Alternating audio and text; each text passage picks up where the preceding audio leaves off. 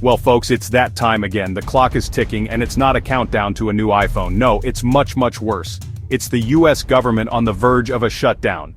Again. Because apparently some lessons just need to be learned the hard way. Repeatedly. The issue is simple. Congress needs to pass a spending bill to keep the government funded. Seems easy, right? Wrong. It's about as easy as herding cats, or maybe toddlers hopped up on sugar. The deadline is looming and the stakes are high. We're talking about essential services, folks. Things like national parks, air traffic control, and maybe even those Panda Cam live streams. You know, the important stuff. So buckle up, because this is Washington we're talking about.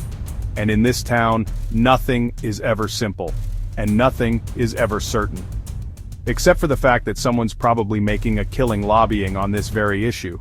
But that's a show for another time.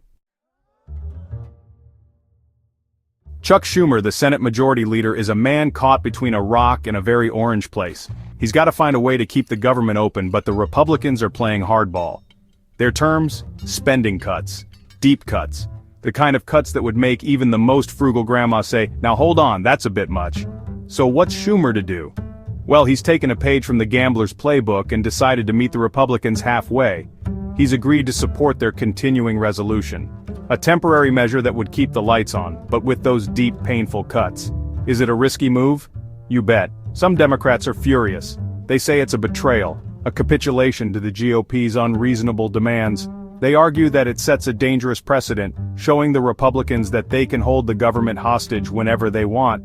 But Schumer's gambling that it's the best of a bad situation. He's hoping that by giving the Republicans a little of what they want, he can avoid a full-blown government shutdown.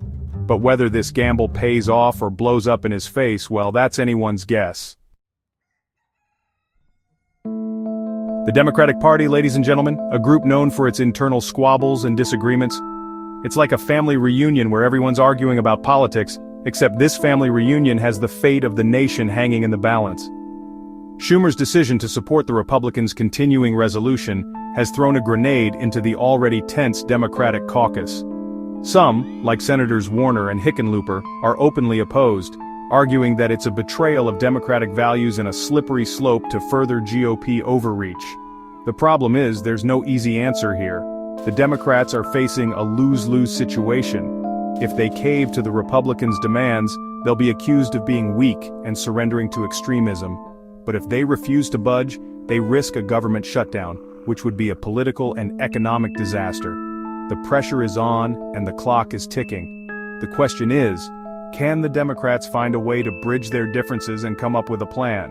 Or will they succumb to the internal divisions that have plagued them for so long? Ah, the Republicans, the party of fiscal responsibility, unless of course they're the ones in power, in which case it's spend, baby, spend. But I digress.